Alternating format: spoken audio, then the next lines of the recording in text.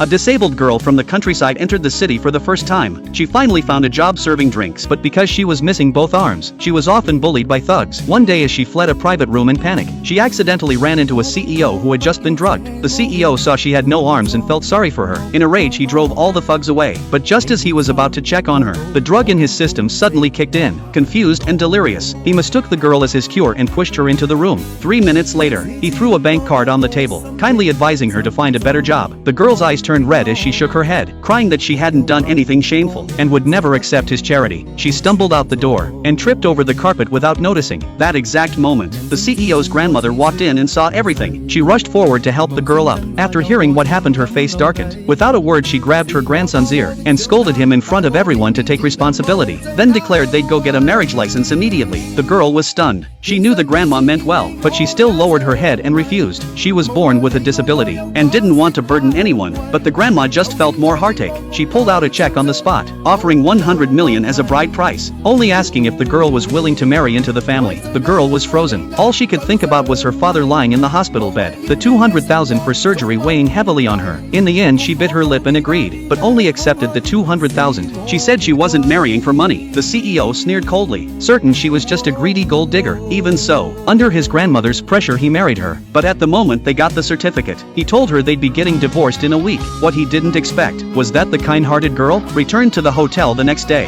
and quietly applied for a janitor's job. She was determined to repay the $200,000 on her own, even though she was the CEO's wife. She wore a cleaning uniform and scrubbed floors all day. When the CEO found out, his feelings were complicated. He was both moved and angry. He immediately ordered people to secretly watch her every move, but right after he left, the scheming woman arrived at the hotel excitedly, planning a fake run-in, but instead accidentally bumped into the girl. Seeing who it was, she looked utterly disgusted, blaming her for dirtying her priceless shoes. The girl bowed and apologized, trying to kneel down and wipe the shoes clean. The scheming woman screamed and stepped back. Her friend stepped up with a smirk, saying the shoes were a limited edition. Even tens of millions couldn't buy them. They demanded the girl pay for the damage on the spot, but she couldn't afford it, so they said she should lick the shoes clean instead. What they didn't know was that the woman scrubbing toilets before them was actually the CEO's wife they'd been scheming to get close to, and the price they were about to pay would be far beyond what they could handle. Just then, the CEO's grandma came to the company to visit her granddaughter-in-law, only to see the girl being surrounded and humiliated. She rushed over and helped the girl up. After hearing the truth, her face turned stormy. She immediately announced her identity and told everyone this was her granddaughter-in-law. But the scheming woman didn't believe it, saying a disabled girl from the countryside wasn't good enough for the CEO, wearing luxury brands. She arrogantly ordered security to kick them both out, and even threatened to speak to the CEO. She tried to get physical, but thankfully the general manager arrived in time. Unfortunately, he was new